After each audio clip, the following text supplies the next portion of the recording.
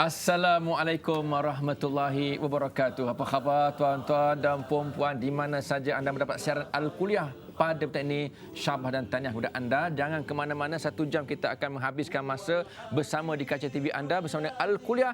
Ambil pen, ambil kertas, buat catatan tentang topik kita pada petang ini, iaitu patuh dunia nikmat akhirat. Pelik kan? Patuh dunia nikmat akhirat. Dan bersama saya pada petang ini satu rombongan daripada jauh, tuan-tuan dan puan-puan, daripada Terengganu Darul Iman, iaitu Persatuan Kaki Tangan Wanita dan Isteri Kaki Tangan Petronas, Cawangan Institut Teknologi Petroleum Petronas Instep, Batu Rakit, Kuala Terengganu, panjangnya ataupun ringkasnya Petronita. Inilah orang-orang minyaknya. Petronas, orang petroleum, isteri-isteri dan kaki tangan. Okey, persatuannya Petronita.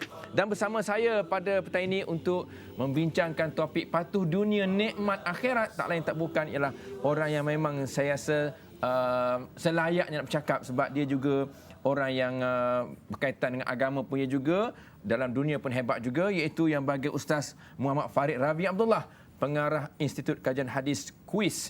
Assalamualaikum Ustaz. Waalaikumsalam warahmatullahi wabarakatuh. Alhamdulillah. Jadi tuan-tuan puan-puan, hari ini kita cerita bab patuh dunia nikmat akhirat. Yang pentingnya lah betapa pentingnya kita ada undang-undang di dunia ini.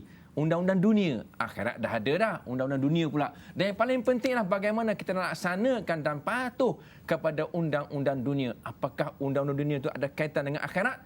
Ya ke tidak? Pahala dosa dicatatkan juga? Nanti kita akan bercakap selama sejam pada petang ini. Yang bagi Ustaz, kalau kita lihat ya Ustaz, dalam Quran dah ada dah.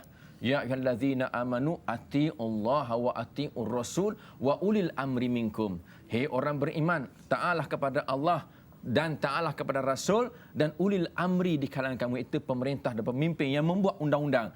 Jadi nak tanya Ustaz, bila kita cerita bab undang-undang, sejauh manakah kita kena patuh kepada undang-undang dan ada tak kaitan dengan agama dan pemimpin itu sendiri? Sila Ustaz.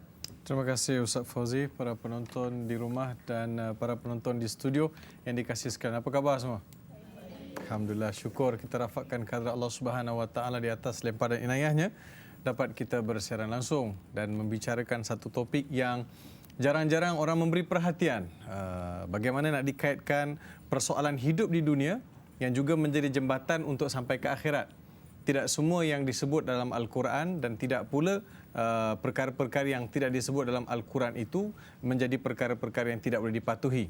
Seperti mana yang disebutkan melalui ayat suci Al-Quranul Karim, ayat daripada surah An-Nisa ayat 59, Allah Subhanahu Wa Taala berfirman, Ya ayyuhalladzina amanu ati'ullaha wa ati'ur rasul wa ulil amri minkum. Fa in tanaza'tum fi syai'in farudduhu ila Allahi war rasul. Ya.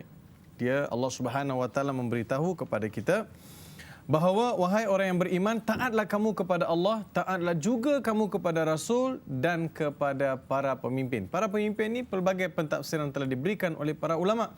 Mereka adalah penguasa, mereka juga pengamal undang-undang, ya, mereka juga merupakan yang membuat dasar, yang mereka ini dikategorikan sebagai ulil amr. Kalau kita lihat daripada peringkat yang teratas, kita lihat pemimpin yang peringkat di negara ini peringkat nombor 1, kemudian ada nombor 2, kemudian dia turun kuasa. Sehinggalah perkara-perkara yang berkaitan dengan undang-undang dapat digubal dan dibahas, kemudian dilaksanakan, dikuat kuasa. So semua ini melihat kepada peranan pemimpin tadi. So kita nak lihat sekarang ini sejauh mana kepatuhan kita kepada pemimpin yang telah membuat dasar, kepada pemimpin yang telah membuat beberapa peraturan-peraturan demi menjaga kemaslahatan hidup manusia. Ya, sebab kita kadang-kadang kita kena tahu bahawa tidak semua undang-undang itu dia untuk menyekat manusia. Sebenarnya undang-undang ini adalah untuk mengawal manusia. Kalau kita lihat kepada tujuan undang-undang digubal, apa tujuan? Ada 2 tujuan asas. Pertama sekali, menyerahkan kuasa setiap individu kepada satu kuasa berdaulat. Untuk menyerahkan kuasa individu, ya, macam saya menyerahkan kuasa saya kepada kuasa yang berdaulat. Maksudnya, saya ni perlu dipelihara. Kehormatan saya perlu dipelihara, ya, kebebasan saya perlu dipelihara dan harta benda saya perlu dipelihara. So, saya tak boleh nak gubal sendiri dan saya tak boleh bawa ini undang-undang saya, tak. ada pihak yang telah sediakan untuk protect saya, untuk menjaga saya bahawa undang-undang itu kelak akan membela saya sekiranya ada pencerobohan terhadap hak-hak saya. Sebab itu kuasa peribadi itu individu diserahkan kepada satu kuasa yang berdaulat yang sudah diguna pakai dan juga sudah di-endorse di peringkat parlimen dan sebagainya.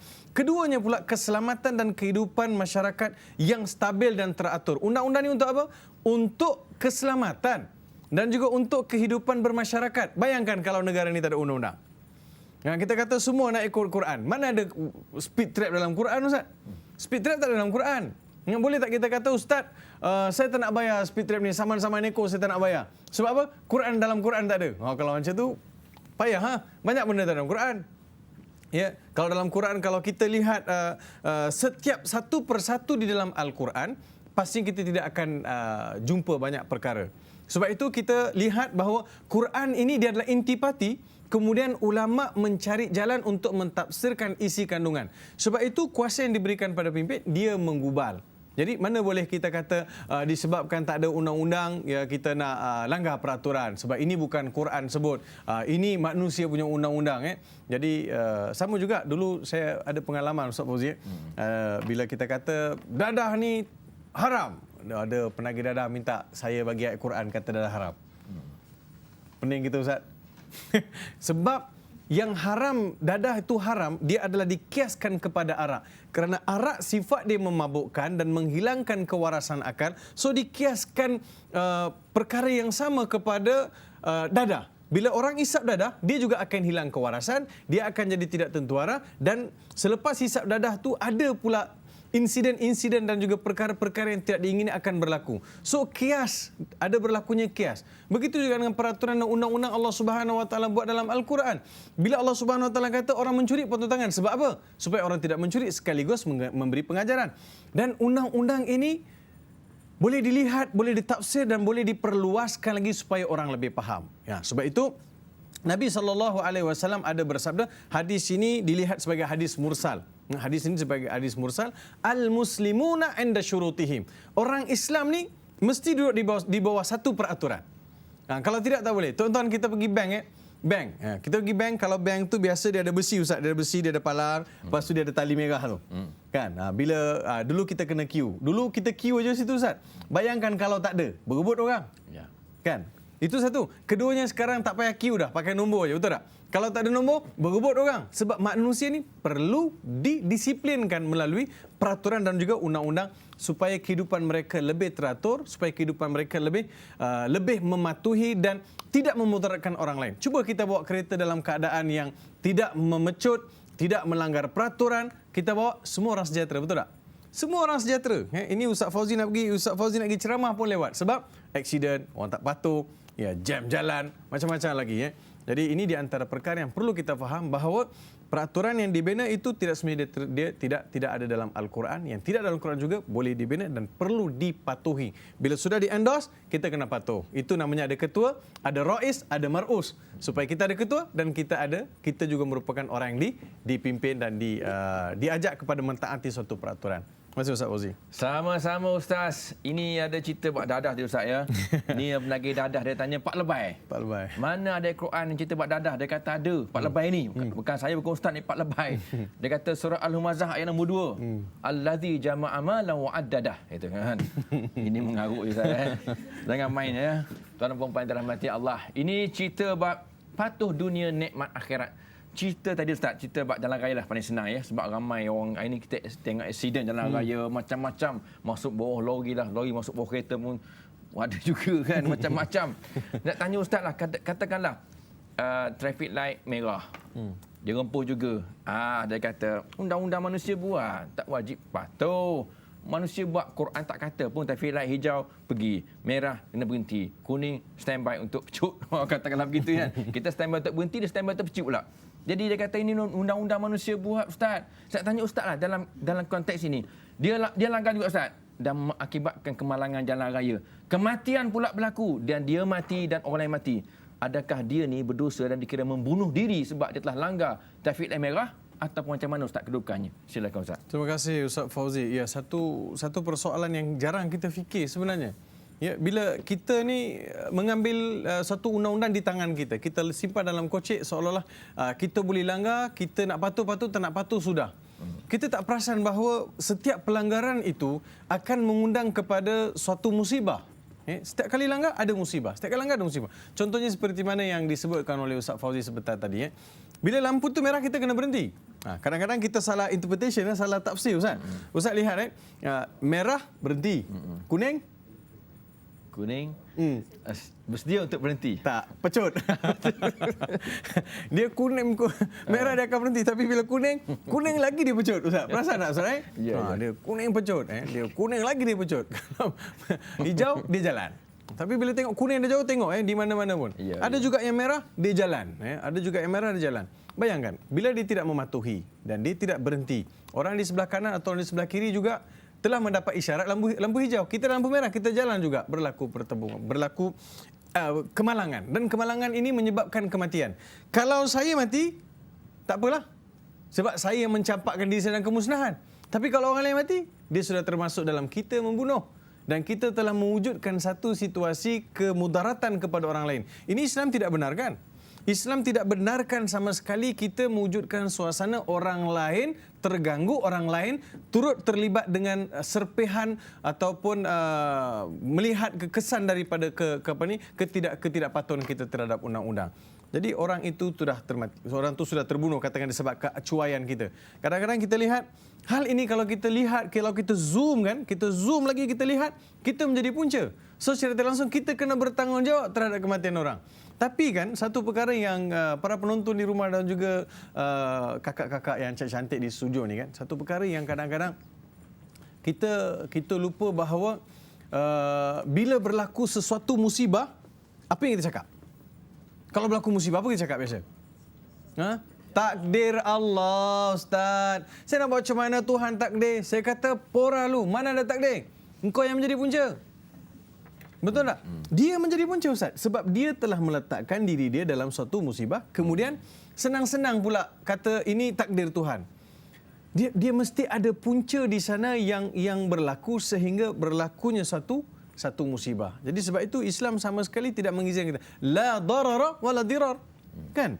Orang Islam ni Ustaz Fauzi, dia tidak memudaratkan dan dia juga tidak mengundang sebarang mudarat. Ini di antara nilai dan tamadun yang diajar oleh Islam supaya orang Islam berpegang. Untuk itu, para penonton di rumah, pada adik-adik yang sedang menonton, yang suka pecut-pecut ni, jangan. Kita tak tahu apa di hadapan kita. Sebab itu pepatah Melayu pun, malang tidak berbau.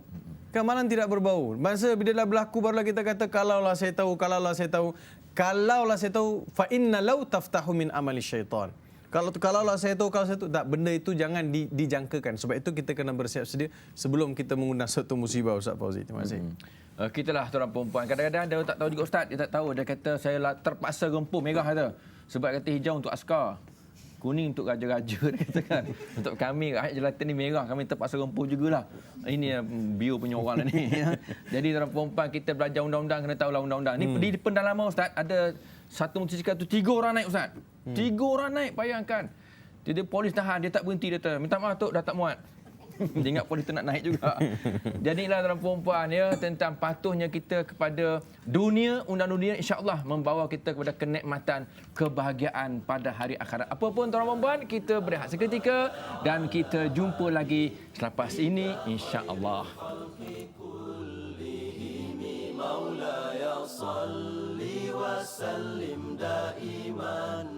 Alhamdulillah. Terima kasih kepada anda semua yang terus menonton Al-Kuliah pada petang ini dengan tajuk Kita Patuh Dunia, Nikmat Akhirat. Jadi tuan-tuan perempuan, kita bersama dengan Petronita daripada Kuala Terengganu. Tapi sayang mereka ini sebenarnya tidak buat suami. Jadi insya-Allah kita akan bersama dengan mereka.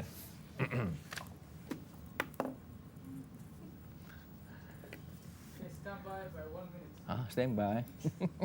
Kita terkejut kan?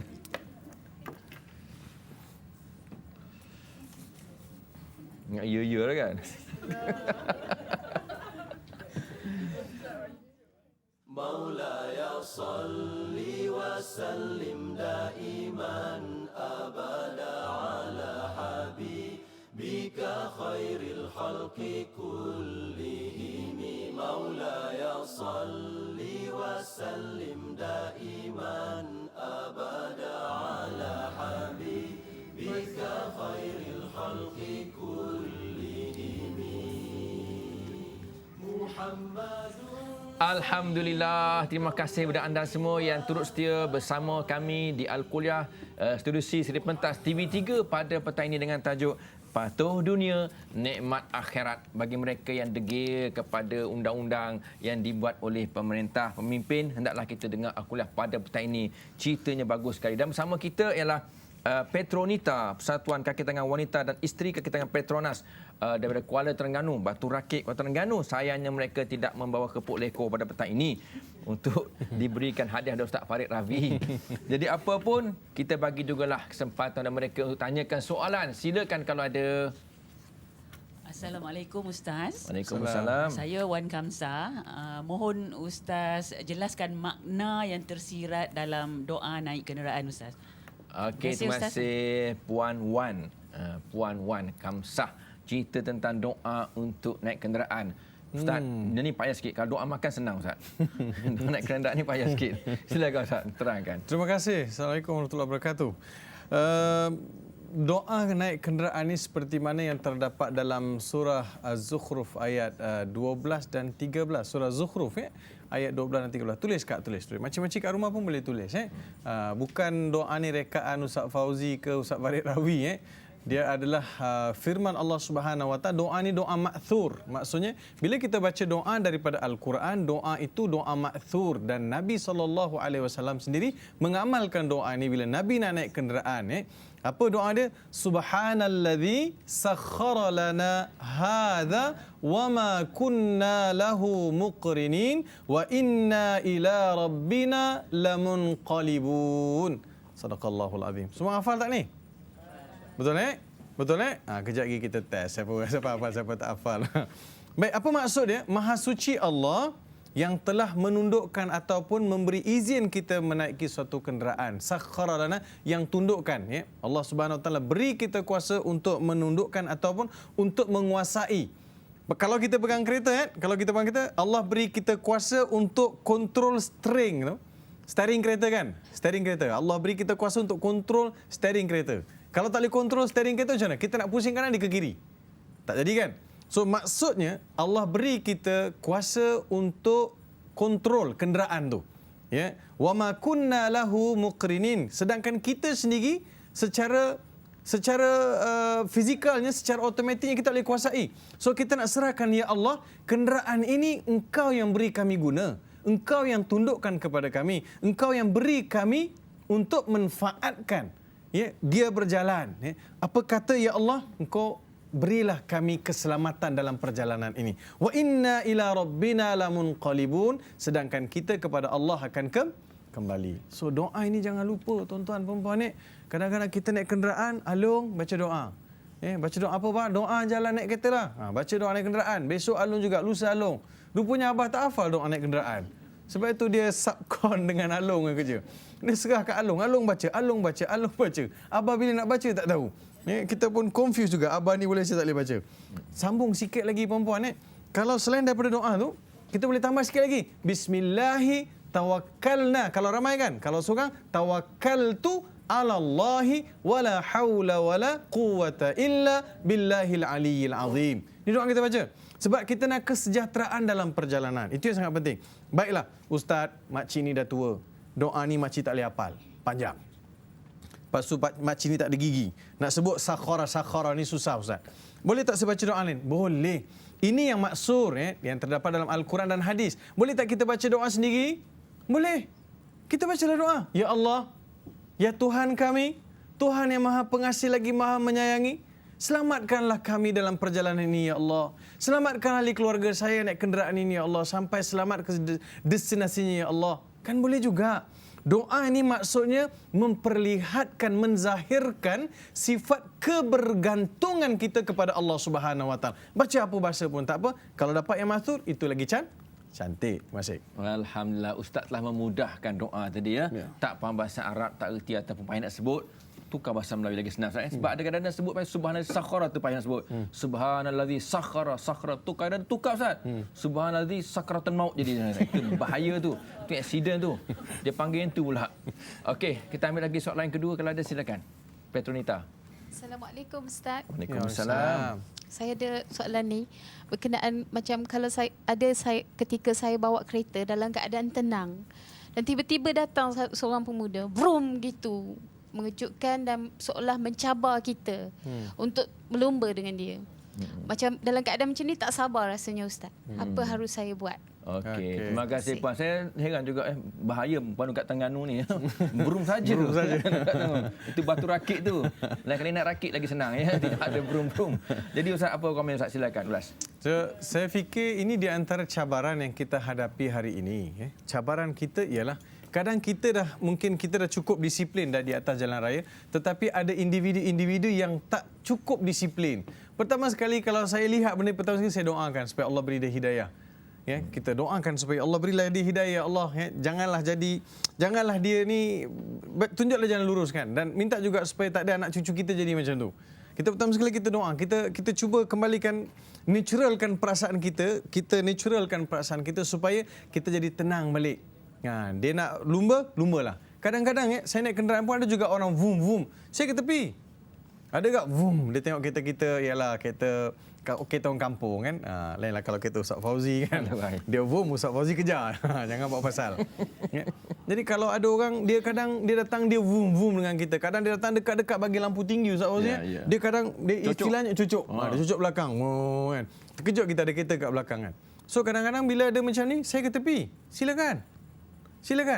Sejauh mana, selaju mana boleh pergilah kita katakan. Kadang kita beri ruang. Kita dengan hati yang lapang, silakan jalan. Kalau nak cepat sangat, mungkin dia emergency, dia nak pergi bilik air ke, kan apa-apa kan, mana kita tahu, mungkin mak dia sedang sakit, isteri sakit, mana kita siapa tahu kan. Kita bersangka baik, bagi dia jalan. Jangan sama sekali kita kata, ya, doakan yang terbaik. Tak ada kerja lain ni kan. Ini pergilah laju kau accident berpadan muka kau. Jangan, kita tak tahu apa keadaan dia. Mula-mula kena pula kita doa tu, tiba-tiba doa kita disambut di malaikat, disambut di mustajab, bahaya. Kalau boleh kita elakkan. Ada nak cepat, kita beri laluan.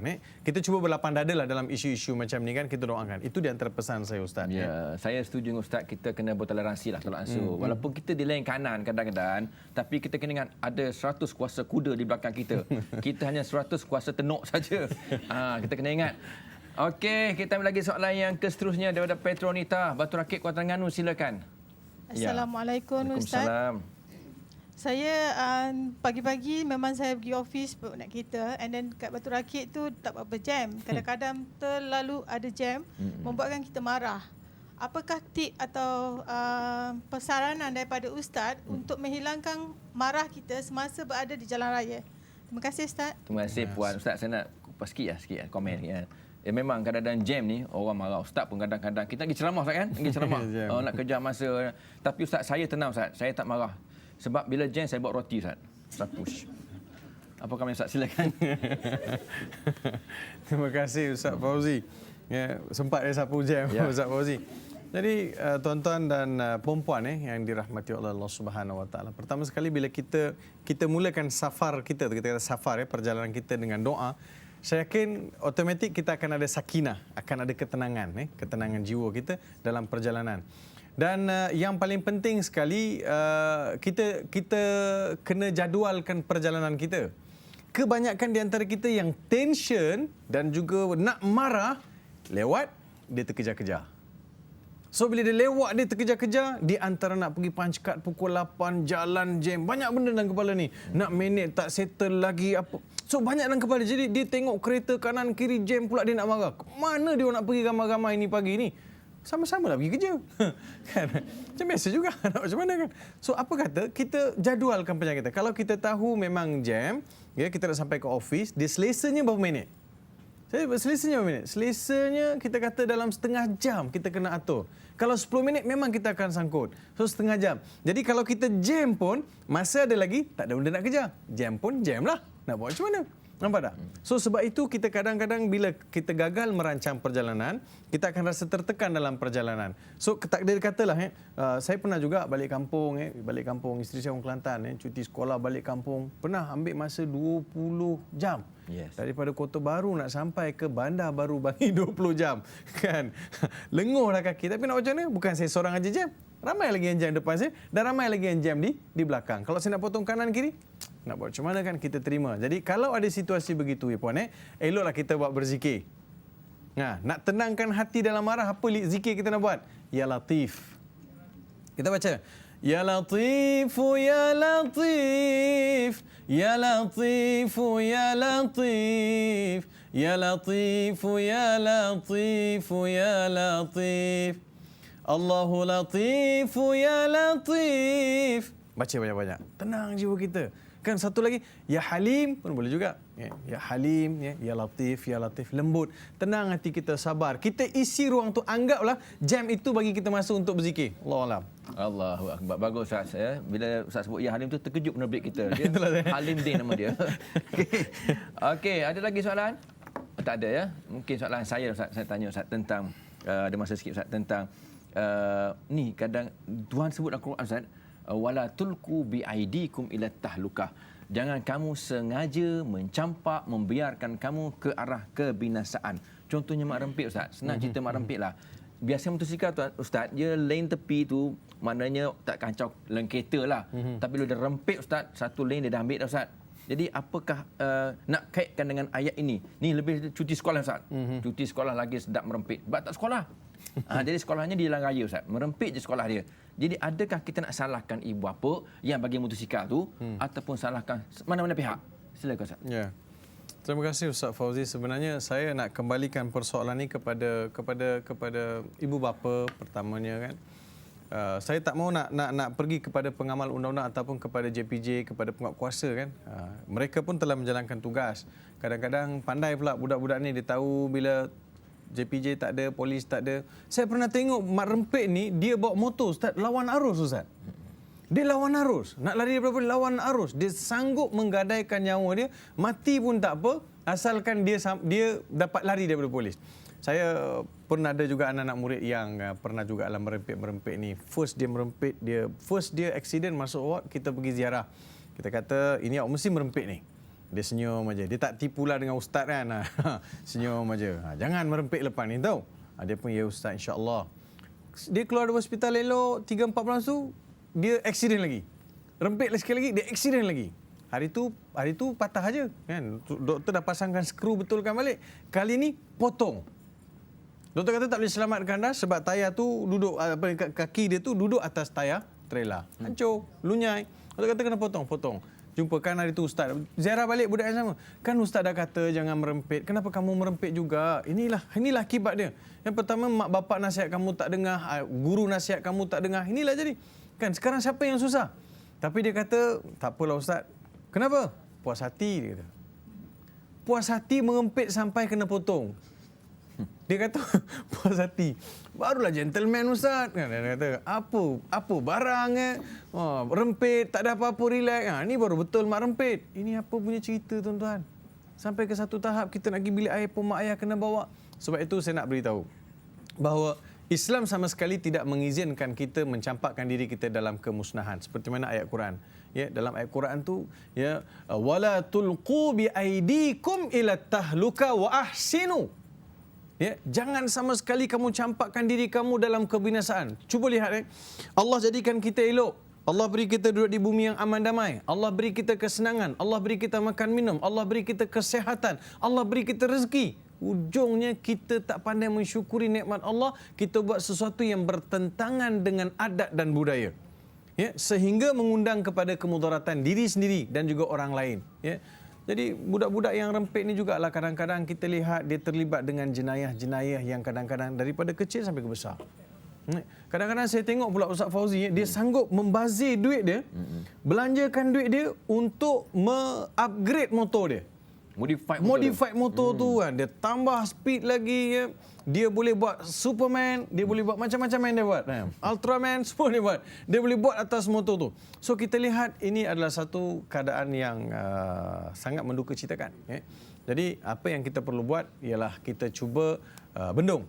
Kita cuba bendung dan kita beritahu bahawa perbuatan merempit ini adalah di luar daripada kehendak Islam. Islam sama sekali tidak mengizinkan kita melakukan satu perkara yang boleh mudaratkan. Tuan-tuan, saya nak beritahu juga dengan tuan-tuan dan puan-puan bahawa statistik kemalangan tahun lepas saja, tahun 2010 ya, yang meragut nyawa hampir 7,000. 7,000 orang mati di negara ini sebabkan aksiden. 7,000 orang mati sebab aksiden, tuan-tuan bayangkan. Dia dalam Islam ni kita kena pelihara nyawa tau. Kita kena pelihara nyawa. Kita tak boleh senang-senang nak pergi menyabung nyawa. Tak boleh. Kita tidak diizinkan. Walaupun saya kata suka hati saya lah, nyawa saya tak boleh. Walaupun you bertanggungjawab menjaga, sebab itu adalah amanah Allah Subhanahu Wa Taala. Kalau 6,000 mati, tuan-tuan. Kalau daripada 6,000 tu 70% remaja, tuan-tuan. Bayangkan betapa ruginya negara ini. Ya.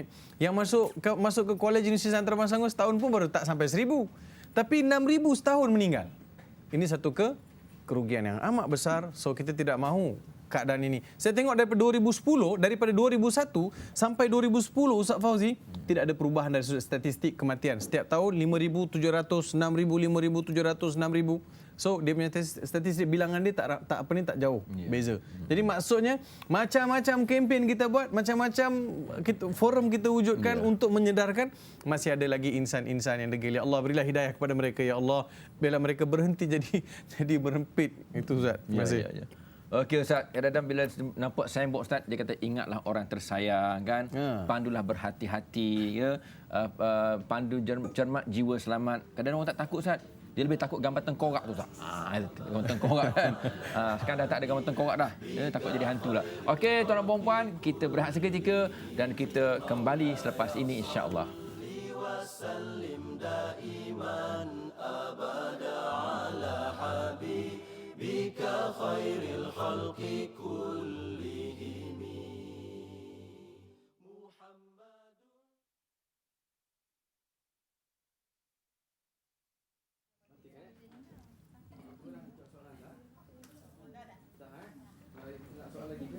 Alhamdulillah, syukur kehadrat Allah Subhanahu Wa Taala dapat kita bertemu dalam Al-Kuliah pada petang ini dengan tajuk Patuh Dunia Nikmat Akhirat.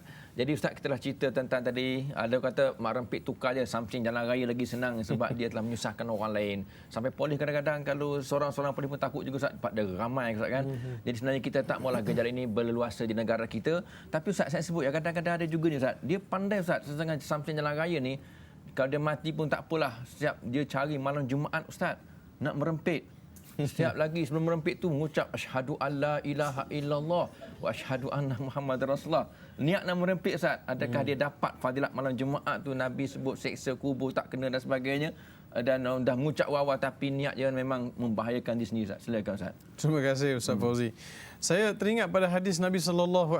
Nabi pernah menegah sahabat-sahabat ataupun sesiapa saja duduk di tepi-tepi jalan mengganggu orang lain. Kan duduk saja pun tak boleh sebab orang tak selesa kan. Orang nak lalu kita duduk berkumpul. Nabi menegah kita supaya jangan, sebab dia ada hak orang lain tau. Orang lain pun ada hak untuk menikmati keamanan. Orang lain pun ada hak untuk menikmati keselesaan hidup di Malaysia ni, betul tak? Jadi wujud kadang-kadang situasi kita duduk dalam sebuah negara yang kita dah merdeka, seolah-olah kita ni macam tertekan pula perasaan kerana mat-mat rempit tadi. Kan? Jadi kalau kita lihat pada hadis Nabi tidak membenarkan kita sama sekali mengganggu orang lain. Dan begitu juga dengan keadaan mat rempit ni. Saya pernah juga cakap dengan mat rempit Ustaz Fauzi. Dia kata, Allah Ustaz, kami ni siratal mustaqim. Dia kata siratal mustaqim. Mat rempit ni jalan dia jarang dia rempit jalan bengkok-bengkok ni. Dia kalau rempit mesti jalan lurus. Jalan lurus. Tidak kata kami merempit siratal mustaqim, dia kata. Itu dia mengucap siap-siap tu. Dia mengucap siap-siap, lepas tu cari siratal mustaqim. Saya nak bagi tahu satu kisah benar. Anak pakcik ni, dia suka merempit. Dia bila merempit, dia meninggal, bapak dia nak tanam belakang rumah. Bapak dia tak nak uruskan secara bawa ke kubur, nak talqin apa, bapak dia tak nak buat. Sebab apa? Bila kita discuss dengan bapak dia, pakcik kenapa? Dia kata, anak saya ni ustaz, dia bukan mati ditakdirkan Allah. Dia mati bunuh diri. Sampai macam tu. Marahnya si ayah ni, ayah dah pesan berulang kali, ayah dah nasihat berulang kali, tapi kamu cari juga jalan untuk mati dalam keadaan yang tidak terpuji. Kan kita nak cakap macam mana? Jadi ayah dia kata, tak ada ustaz, kami nak tanam belakang rumah aja. Tanam belakang pokok jambu ke? Sebab dia ni kalau pergi kubur orang Islam diganggu orang lain pula. Sebab kategori, bapak dia kategorikan anak dia ni bunuh diri. So saya nak pesan pada adik-adik yang merempit, kalau aksiden kan, meninggal, bunuh diri lah. Sebab Islam kata, wala tulqu biaidikum ila tahluka, jangan kamu dedahkan sama sekali. Sebab ada tak risiko aksiden, ada tak risiko mati, ada tak risiko patah kepala, ada patah tengkuk kepala, ada tak risiko untuk kita ditimpa kemalangan yang boleh menjadikan kita hilang. Ada tak? Semua ada possibility tu ada. Kalau kata ada, kemungkinan itu wujud, maka tidak boleh sama sekali. Sama sekali tidak boleh untuk kita menghalalkan rempetan ini. Ya, macam-macam juga orang cuba usahakan bawa lamar rempit pergi masjid, bawa mar rempit pergi bersihkan kubur. Kerana bukan dia merempit seorang ustaz, dia membonceng pula awet dia. Udahlah satu hal pula tuan-tuan. Jadi masalah-masalah ni kita rasa semakin hari semakin meruncing, dan kita khawatir kumpulan generasi ni dia yang sepatutnya mewarisi pentadbiran negara, mengambil alih kepada tampuk kepimpinan. Kalau inilah ciri dan sifat dia, kita rasa kelak kita akan rugi. Kita akan rugi sebab bangsa lain dalam dunia teknologi, dalam menguasai pelbagai bidang ilmu, dalam pelbagai bidang yang dicuburi nak mendepani dunia, anak-anak kita pula sibuk dengan rempit. Tuan-tuan balik cuba fikir tengok, yang merempit ni siapa? Anak siapa yang merempit? Anak siapa merempit tuan-tuan? Cuba tengok. Yang kita bangga-bangga, kami ni, itu, kami ni. Tak, balik tengok, anak kita merempit. Anak kita pergi kelab malam. Anak kita pergi buat benda-benda yang tidak senonoh. Kalau dikumpulkan tuan-tuan, orang kita juara. Orang Islam kita jadi juara. Sebab itu, kita nak kembalikan supaya kita bagi roh Islam, kita suruh anak-anak kita kembalikan ke pangkal jalan. Jadi ibu bapa besar peranan dia. Selain daripada undang-undang. Sebab itu Ustaz Fazil sebut, polis pun kadang takut nak tahan mak rempit ni. Sebab dia bawa pisau lah, dia bawa batu. Bawa botol. Kepala tanam dia lekuknya botol, dia balingnya. Kadang-kadang benda ni kita nampak macam tak berapa serius, pada hakikatnya serius. Pernah mak rempit sepak orang perempuan mengandung, jatuh, meninggal. Anak dalam kandungan meninggal. Pernah polis diadmitkan dalam buat ICU disebabkan oleh mak rempit. Jadi pelbagai perkara yang kita lihat, dia tidak mengundang kepada kebaikan, malahan dia mengundang kepada kemudaratan. Jadi kita kena elakkanlah macam mana pun. So ini keadaan kesan dia. Kita akan rugi dan kita akan ketinggalan kalau kita jadi masyarakat yang alpa. Tuan-tuan lihat Ustaz Fauzi, boleh saya sikit lagi Ustaz Fauzi? Boleh. Nak lihat Sultan Muhammad Al-Fatih. Saya nak kiaskan. Tengok anak kita dan tengok Sultan Muhammad Al-Fatih. Sepatutnya kita sebagai ibu bapa, kita punya cita-cita kalau boleh satu hari anak kita meniru dan mencontohi ketokohan Sultan Muhammad Al-Fatih. Sultan Muhammad Al-Fatih, Nabi bersabda, la tuftahannal Konstantinia wala ni'mal amiru amiruha wala ni'mal jaishu dzalikal jaish. Kota Konstantinopel itu akan ditawan oleh seorang ketua tentera. Dialah sebaik-baik ketua tentera dan tentera dia adalah sebaik-baik tentera. Nabi sebut hadis sahih dalam Ibnu Hibban, tuan-tuan. Hadis ni Nabi sebut di Mekah, di Madinah Nabi sebut. Peristiwa itu berlaku pada tahun 548. So nak beritahu kepada kita bahawa Nabi sebut benda itu berlaku. Cuma yang mengkagumkan kita, Muhammad Al-Fatih menjadi sultan memerintah ketika umur dia 18 tahun. Dia menguasai kota Konstantinopel. Kalau tuan-tuan pergi hari ni namanya Istanbul. Bandar, Bol Islam, Istanbul, Bandar Islam dinamakan. Dulu namanya Konstantinopel. Muhammad Fatih ambil alih, namakan pula Istanbul.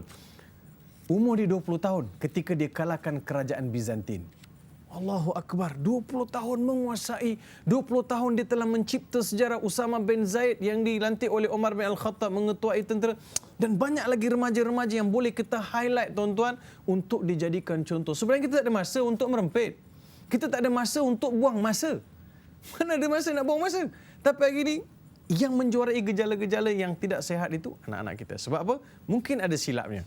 Kita balik, kita muhasabah sebagai ibu ayah. Cikgu-cikgu muhasabah, guru-guru muhasabah, orang kampung muhasabah, JKK muhasabah. Kita sama-sama muhasabah bagaimana kita nak selamatkan generasi ini.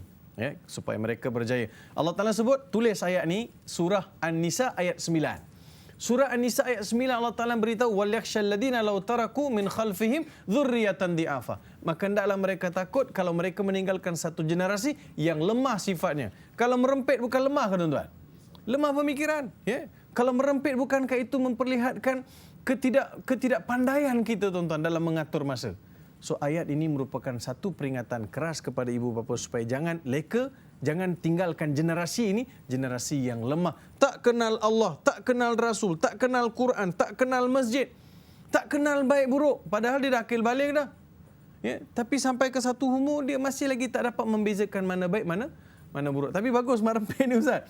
Dia jumpa Ustaz Farid, dia kenal. Itu bagusnya. Dia panggil, Assalamualaikum Ustaz. Waalaikumsalam. Saya tengok Ustaz kat Al-Kuliah. Tengok. Kan kalau budak dia kenal. Baguslah pula bab tu. Kita nak marah pun tak jadi kan. Jadi kita kena cari jalan lah. Itu wallahualam Ustaz, silakan. Dan satu lagi bagus Ustaz jawapan ni Ustaz, dia berjemaah Ustaz. Okey. Itulah akhir tuan puan-puan yang dirahmati Allah. Kita tinggalkan sekejap mak rempit Ustaz. Ya. Kita pergi ke satu bab yang lain. Saya nak sebut tentang Ustaz biasa dengar tak gigi palsu? Gigi palsu kan? Apa hukum pakai gigi palsu Ustaz?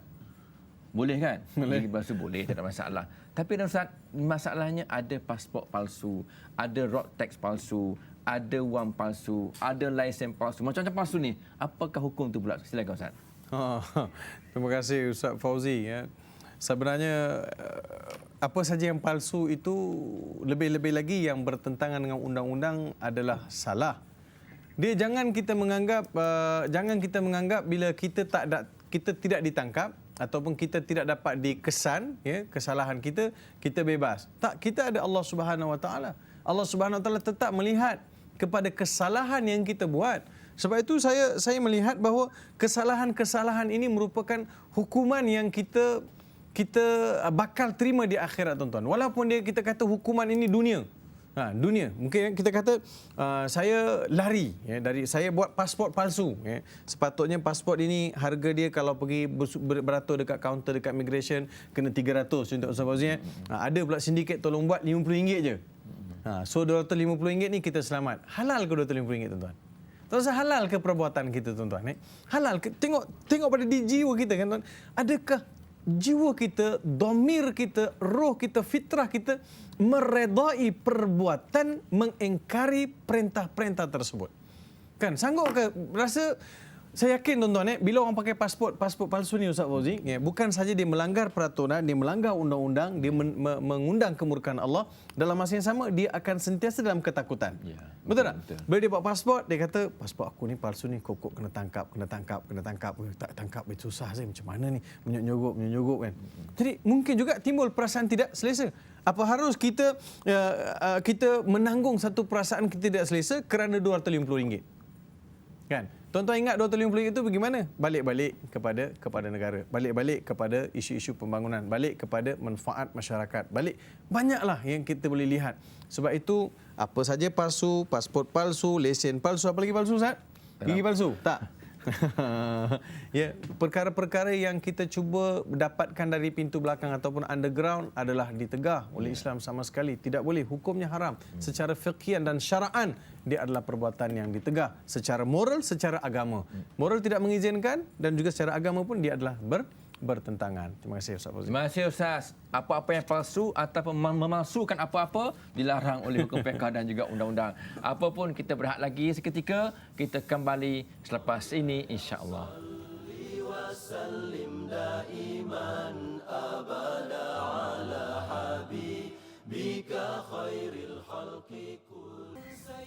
Alhamdulillah. Petang ni kita cerita bab patuh dunia, nikmat akhirat bersama dengan Ustaz Muhammad Farid Ravi Abdullah daripada Kuis. Dan Ustaz, kita cerita dari banyak Ustaz tentang palsu, tentang jalan raya dan sebagainya. Saya nak beralih Ustaz tentang undang-undang satu lagi Ustaz. Undang-undang yang berkaitan dengan kahwin, nikah cerai dan sebagainya. Kadang-kadang ada penambahan-penambahan yang kerajaan buat. Contoh paling senang lah, orang nak kahwin Ustaz, orang kata Ustaz, kerajaan tambah lagi rukun-rukun dia. Dah cukup dah rukun, tambah lagi rukun yang keseterusnya lah, kena ada CJ kahwin, kursus kahwin, kena ambil kursus perkahwinan, salah satu syarat sekarang Ustaz. Yang kedua pula kena cek darah pula, ada HIV ke HIV ke apa lagi kan. Nak cek pula, Allah leceh lah bagi setengah orang Ustaz. Apa menyusahkan undang-undang je, nak kahwin je lah ikut kitab fiqh. Dah ada dah syarat-syarat rukun, nak tambah buat apa lagi? Apa komen Ustaz? Kaitan dengan agama kita, silakan Ustaz. Terima kasih Ustaz. Senang aja. Kalau semua orang baik seperti mana orang-orang baik di zaman Imam Syafi'i, masa Imam Syafi'i buat syarat tu, kalau semua orang baik seperti mana orang-orang baik wujud di zaman Imam Malik, tak ada masalah, kita pakai 5 tu je. Kita pakai 5 syarat tu je. Tapi bila datang zaman kita yang penuh dengan pancara, penuh dengan ujian, penuh dengan permasalahan, penuh dengan pendedahan, kita tak tahu hari ini siapa yang mengambil dadah, siapa yang tak mengambil dadah. Kita tak perasan.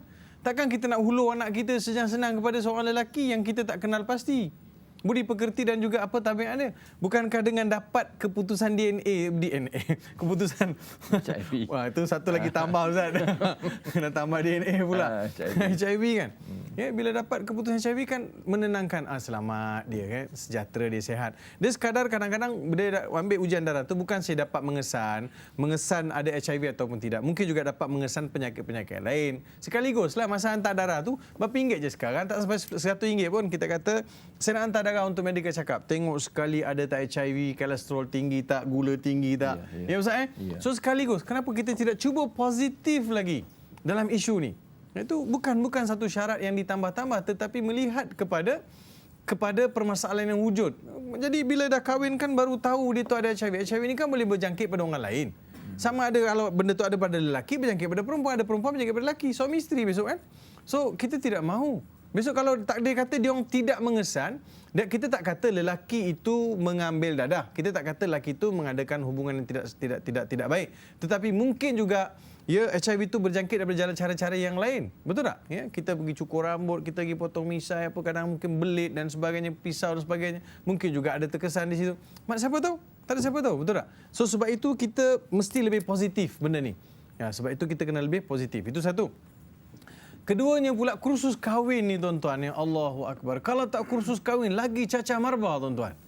Ya, anak-anak kita dalam suasana bila nak kahwin ni dia sibuk nak kahwin. Tengok orang kahwin nak kahwin. Suruh mengucap, cuba mengucap. Mengucap dulu. Imam kata sebelum nikah kan, cuba mengucap. Mengucap. Dia tanya mengucap tak apa? Tak pening kepala imam nak menikah kan? Cuba mengucap. Tak tahu. Imam sikit mah, imam baca sikit saya sambung. Kan? Tak pening kepala kalau dapat menantu macam tu. Kalau doa kunut kata, baca kunut sikit dulu kan cerita panjang biasa kan. Cuba baca doa kunut, dia tanya doa kunut ke doa pendek? Kunut panjang ke kunut pendek? Dia pula yang buruk. Betul tak? Cuba istighfar. Istighfar. Macam mana? Imam istighfar sikit, imam pun istighfar. Astaghfirullahalazim alladzi. Lah cukup cakap saya sambung. Alladzi waswisu fi sudurin nas. Boleh jadi? Ada berlaku cerita-cerita ni sebab dia tak tahu. Ada juga lepas kahwin tak tahu azan kamat anak dia. Dapat anak, dia nak kahwin, dapat kahwin, tak tahu nak azan kamat anak dia. Bila dia tak tahu nak beza, ada ambil anak, orang kata azankan anak, ambil anak, Allahu Akbar, Allahu Akbar, Allahu Akbar. Dua takbir raya, anak baru dapat anak. So benda-benda ni didedahkan melalui kursus 3-4 hari itu perempuan. Kan anggaplah ini sebagai satu proses untuk mengulang kaji pelajaran. Mungkin kita dah belajar mengulang kaji pelajaran untuk memperkemaskan lagi. Tuan-tuan, kalau kita nak semak hari ini, berapa ramai di antara kita yang tak lepas mandi wajib? Mandi wajib kalau kita nak kupas, ramai yang tak lepas. Kan macam mana nak betul-betul mandi wajib mengikut fiqh ni? Ramai yang tak kupas. Malulah, tak apalah, esoklah, kedianlah. Jadi orang kita tak nak belajar. Innallaha la yastahi minal haq. Allah tak malu daripada perkara kebenaran.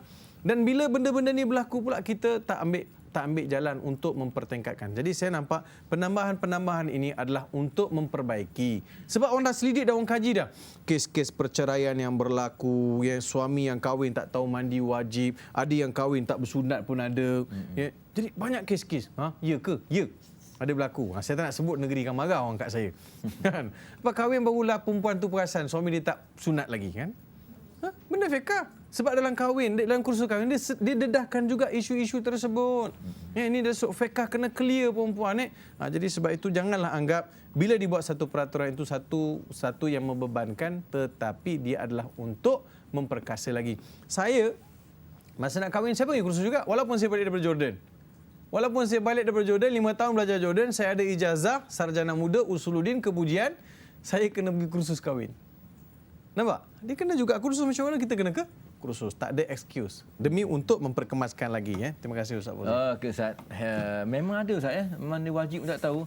Oh, teruk. Mandi junub lagi tak tahu Ustaz. Lagi teruklah ya.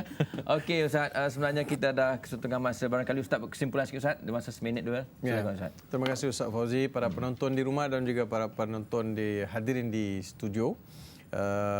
Ayolah sama-sama kita melihat bahawa peraturan-peraturan yang ada hari ini adalah untuk mendisiplinkan kita supaya kita nampak lebih teratur dan kita tidak mengganggu gugat orang lain dan juga tidak mencemar kepada keharmonian orang lain. Jadi sekaligus undang-undang ni juga untuk memprotek kita. Kalau saya nak lanjutkan sikit tadi isu nikah kahwin, dalam kursus nikah kahwin tu didedahkan lagi permasalahan-permasalahan nikah cerai. Kan? Isu nak fasakh macam mana, isu nak tuntut cerai macam mana, isu nak talak, rojok semua macam mana. Jadi kita lihat benda tu dari sudut positif. Sebab bila kita kursus, dia protect saya sebagai seorang individu, betul tak? Undang-undang ini sebenarnya bukan untuk menyusahkan orang, dia untuk protect orang. Katakan kita tak suka undang-undang jalan raya, orang langgar kita nak claim kat siapa? Kita nak claim kat siapa? Undang-undang telah diatur, telah ditetapkan bahawa orang nak renew, nak memperbaharui rotek dia kena ambil insurans. So secara tidak langsung undang-undang itu telah menyelamatkan kita, betul tak?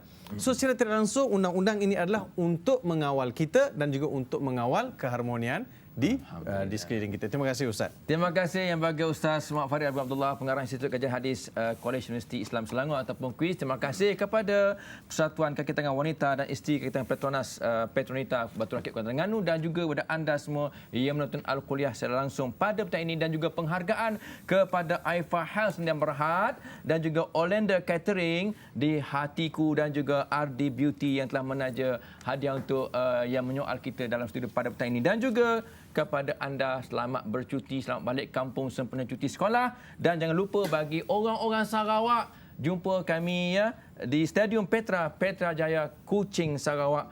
Jumpa kami di Sinun dengan kek lapis. Assalamualaikum warahmatullahi wabarakatuh. Waalaikumsalam.